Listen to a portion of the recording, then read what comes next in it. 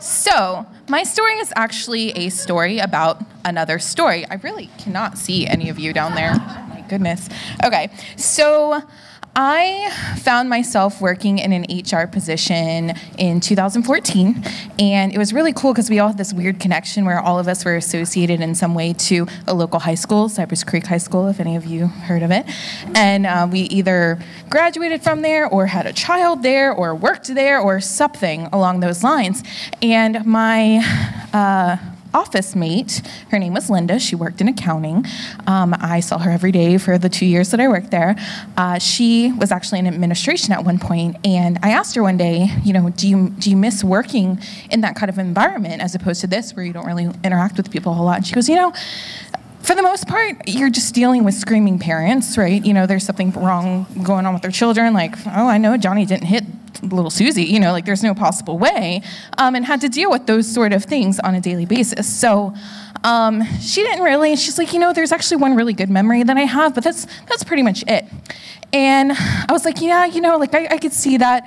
I really loved my high school, we were very large. My graduating class was over 800 people, but something always constantly going on. And I was like, you know, I have this really actually fond memory of something that happened with an administrator there at the school.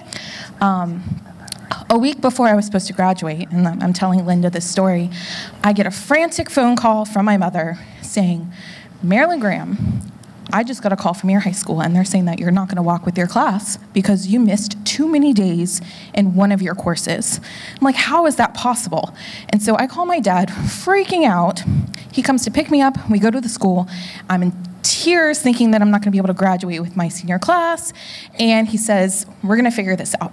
So we sit down with his administrator, and she gives me all the days that one particular I work at a college, so I want to say professor, this particular teacher, thank you. I was like, what are they called in high school? This particular teacher said I missed. And for the sake of it, I remember her name, but we'll call her Miss Olive. I don't like olives, so it's applicable. Really, they're so gross. So Miss Olive said I missed all of these days, and there's absolutely no way. She's suggesting that I only skipped that course because I was present for all the other classes during those days.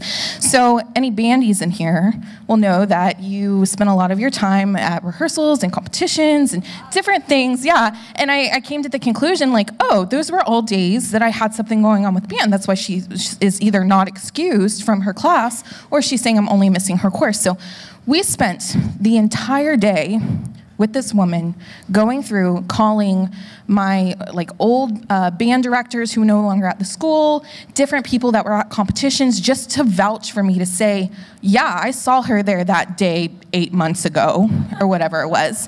And this woman was just amazing. She was like, I'll take that as an answer, day excused. And we worked with her all day. Even my current band director actually vouched for me for one of those days, but he was currently getting onto a plane ready to take off.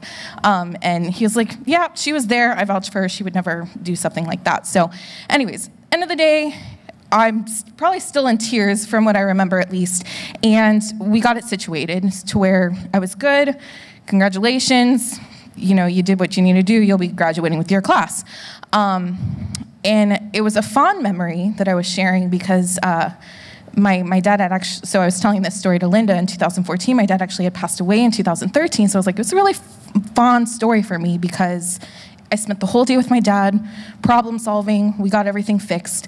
And he actually had shared with me that the next day, he was so grateful to this woman for working with us that he had sent her flowers.